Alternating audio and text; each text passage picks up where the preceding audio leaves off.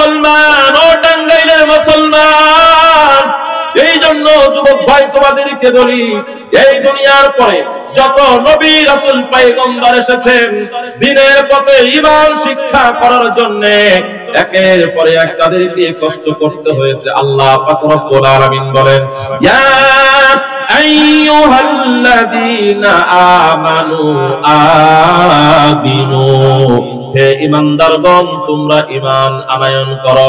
আল্লাহ পাক রব্বুল আলামিন ঈমানদারদেরকে কেন ঈমান আনয়ন করতে বললেন? অন্য আরেকটা আয়াতের ভিতরে আল্লাহ পাক রব্বুল আলামিন তিনি বলেন, ইয়া আইয়ুহাল্লাযীনা আমানু দুখুলু ফিস-সিলমি কাফা, হে ঈমানদারগণ পরিপূর্ণভাবে আল্লাহর দ্বীনের প্রতি, ঈমানের প্রতি তুমি দাখিল হয়ে যাও। আমাদেরকে ঈমান দান করলেন, আবার কেন আল্লাহ পাক রব্বুল আলামিন এই ঈমানের ভিতরে পরিপূর্ণ দাখিল হইতে বললেন? কারণ আমরা মসজিদে গিয়ে নামাজ আদায় করি, রাতে আবার ভাবির সাথে সম্পর্ক করি, আমরা 5 ওয়াক্ত নামাজ আদায় করি, আবার যখন ব্যবসা করতে যাই চাউলের ভিতরে 100 গ্রাম কেমন করে কম দেব, চাউলের ভিতরে কেমন করে একটু ডুপ্লিকেট চাউলের ভেজাল দিয়ে দেব। চাউল আমি দেখাইলাম একটা বস্তা থেকে আমি চাউল দেখাইলাম, দিয়ে দিলাম আর একটা বস্তা থেকে দেখাইলাম সরিষার তেল 1 নাম্বারটা, দিয়ে দিলাম একেবারে 6 নাম্বারটা।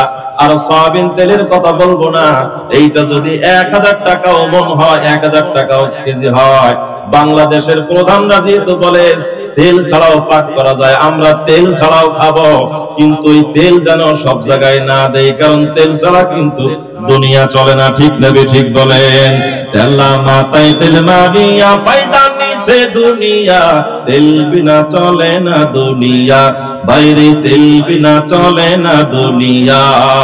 তেলা মাথায় তেল মারিয়া ফায়দা নিচে দুনিয়া, তেল বিনা চলে না দুনিয়া। দেখবেন যেখানে একটু তেলা মাথা, ওইখানে আরো একটু তেল দিয়ে কাজটা পরিপূর্ণ করার জন্য বসে আছে দাদা। কি বলেন ঠিক কিনা? সব জায়গায় 2 নাম্বার চলতেছে। কিন্তু মুসলমান, যদি আল্লাহকে আপনি ভয় করেন, যদি পরিপূর্ণ ঈমান আপনার অন্তরের ভিতরে থাকে, জমি রেস্টি করার সময় নিচু জমিকে চালা বানায়া দিবে না, চালা জমিকে নিচু বানায়া দিবে না। একজন ধর্ষণ করে নাই, তার নামে ধর্ষণের মামলা দিবে না। আর একজন শিশুর নামে গরিবের ব্যাপারে মিথ্যা সাক্ষী দিবে না। যদি ইত্তাকুল্লাহ, আল্লাহর ভয় যদি আপনার অন্তরের ভিতরে থাকে, আমার অন্তরের ভিতরে থাকে, গভীর রজনীতে হযরতে ওমর রাদিয়াল্লাহু তাআলা আনহু রাস্তা দিয়ে চলতেছেন, হঠাৎ করে মা এবং কন্যার আওয়াজ শুনতে পেলেন। মা বলতেছেন দুধের ভিতরে একটু পানি মিশায়া দাও। কন্যা বলতেছে না, কেমন করে সম্ভব, প্রধানমন্ত্রীদের যদি দেখতে পায় একেবারে শেষ করে দিবে। মা বলতেছেন না, সে তো এই সময় বাহিরে আসে না, সে তো এই সময় আরামের ভিতরে থাকে। মার কথার উত্তরে কন্যা বলল, ও মা, এই দুনিয়ার যিনি বাদশা, এই দুনিয়ার যিনি প্রধানমন্ত্রী, তিনি হয়তোবা আরামের ভিতরে রয়েছেন, কিন্তু আসমান জমিনের যিনি মালিক, প্রধানমন্ত্রী যিনি, প্রধানমন্ত্রীকে যিনি এই দুনিয়ার পরে পাঠিয়েছেন, ওই আল্লাহ 1 সেকেন্ডের জন্য তিনি বিশ্রামে যান না। দুনিয়ার এই মানুষটাকে, দুনিয়ার বাচ্চাটার চোখে ফাঁকি দিতে পারি, কিন্তু আসমান জমিনের মালিক, তোমার আমার মালিকের চোখে কেমন করে ফাঁকি দেয়? জোরে বলেন সুবহানাল্লাহ। এই ঘটনা ওমর শুনে ফেললেন, শেষ পর্যন্ত বলে দিলেন, মা, আমি তোমাকে আমার সন্তানের, আমার ছেলে সন্তানের জন্য আমি খবর নিয়ে এসেছি। তুমি যদি আমার ঘরে আমার বৌমা হিসেবে যাও, ছেলের স্ত্রী হিসেবে যাও, কাল কিয়ামতের ময়দানে অন্তত বলতে পারবো নেককার একটা মেয়ে আমার ঘরে, আল্লাহওয়ালা মেয়ে, তাকওয়া সম্পূর্ণ ব্যক্তি মেয়ে, আল্লাহ আপনাকে ভয় করতো। আমি হয়তো আপনাকে পরিপূর্ণ ভয় করতে পারি নাই, কিন্তু রব্বে কারীম যে একটা মেয়ে আপনাকে গভীর রজনীতেও ভয় করেছে, এমন একটা মেয়ের আশ্রয় আমি দিতে পেরেছি। কাল কিয়ামতের ময়দানে বলতে পারবো, ও মুসলমান, দিনে রাতে জেগে না জেগে সর্ব অবস্থায় ভয় করতে হবে কার? আল্লাহ পাক রব্বুল আলামিনের যদি আপনি ভয় না করেন, আর এই ভয় যদি আপনি না করেন, রাতের বেলা আপনি জেনা করতে পারবেন, রাতের বেলায় চুরি করতে পারবেন। আর এই বিচার যতদিন পর্যন্ত বাংলার জমিন সহ বিশ্বের মানচিত্রে হবে না, আসারিকু আসারিকু ফাকতু আইদিয়াহুমা, চোর চুরি করলে তার হাত কাটার বিচার যতদিন পর্যন্ত হবে না, চুরি বন্ধ করা সম্ভব নয়। আযানিতু ওয়াযানি ফাজলিদু কুল্লা, যতদিন পর্যন্ত জিনাকারীর বিচার কোরআনের আইন দিয়ে করা হবে না, ততদিন পর্যন্ত বাংলার জমিন শুধু নয় বিশ্বের মানচিত্রে জিনা বন্ধ করা যাবে না। এই জন্য যদি পুরা পৃথিবীকে নিরাপদ করতে হয়, পুরা পৃথিবীকে ভদ্র করতে হয়, পুরা পৃথিবীকে যদি শান্ত করতে হয়, কোরআনের বিকল্প নাই, আল্লাহর ভয়ের বিকল্প নাই। আসেন আমরা সকলে মিলে আল্লাহ পাক রব্বুল আলামিনকে ভয় করি, পরিপূর্ণ ঈমান আনয়ন করে পরিপূর্ণ ঈমানের ভিতরে প্রবেশ করার চেষ্টা করি। আল্লাহ পাক রব্বুল আলামিন আমাদের সকলকে পরিপূর্ণ ঈমান আনয়ন করার তৌফিক দান করুন, জোরে বলুন আমিন। ওয়া'বুদুল্লাহ ওয়া লা তুশরিকু বিহি শাইআ ওয়া বিল ওয়ালিদাইনি ইহসানা ওয়া বিযিল কুরবা ওয়াল ইয়াতামা ওয়াল মাসাকিন ওয়াল জারি দিল কুরবা ওয়াল জারিল জুনুব ওয়াস সাহিবু বিল জামবি ওয়া ইবনিস সাবিল ওয়া মা মালাকাত আইমানুকুম ওয়া'বুদুল্লাহ। আল্লাহ পাক রব্বুল আলামিনের ইবাদত করতে হবে। ওয়া'বুদুল্লাহ ওয়া লা তুশরিকু বিহি শাইআ, এবং তার সাথে কাউকে অংশীদার করা যাবে না। মনে থাকবে তো? কথা বলেন না কেন? মনে থাকবে? আল্লাহ তাআলার সাথে কাউকে অংশীদার করা যাবে না। তিনি এক, তিনি একক, তিনি কাউকে জন্ম দেন নাই, কারোর থেকে জন্ম দেন নাই। আল্লাহ পাক রব্বুল আলামিনের সমকক্ষ কেউ নাই, এইটা পরিপূর্ণভাবে বিশ্বাস স্থাপন করতে হবে।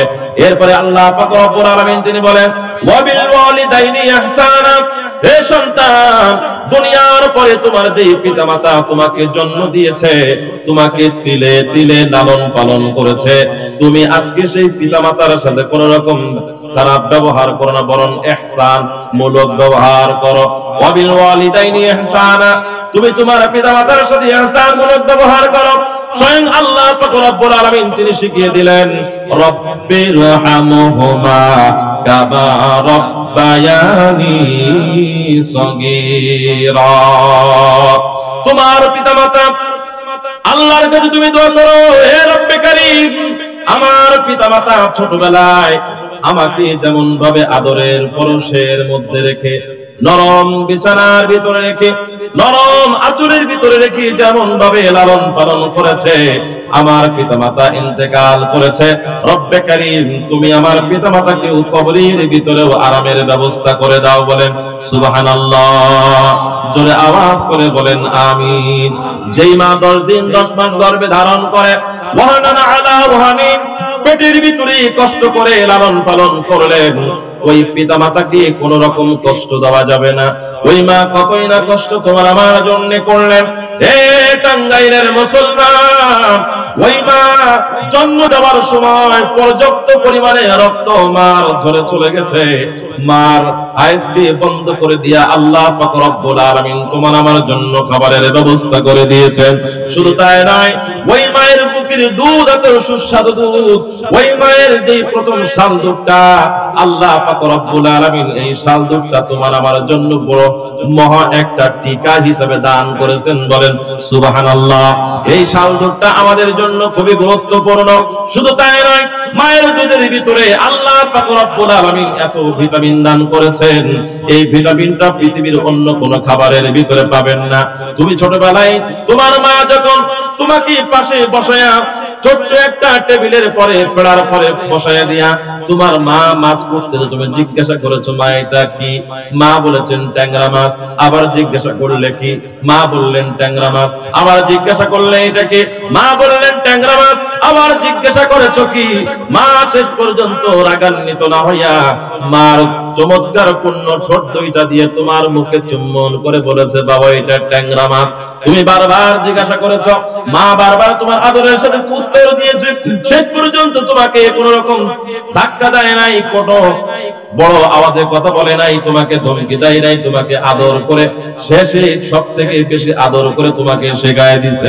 তুমি আজকে একটু বড় হয়েছো, মা বাবা বৃদ্ধ হয়ে গেছে, বাজার থেকে বাজার করে এনেছো, মাথার উপরে বড় কাঁঠাল বিবির কাছে দিয়েছো, মা জিজ্ঞাসা করেছে বাবা কি এনেছো, কাঁঠাল এনেছি।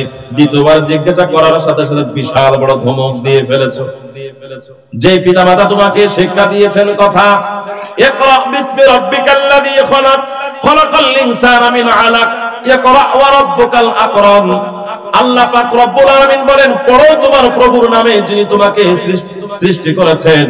আল্লাহ পাক রব্বুল আলামিন আমাদেরকে সৃষ্টি করেছেন এবং তার নামে পড়তে বলেছেন এবং ভাষা শিক্ষা দিয়েছেন।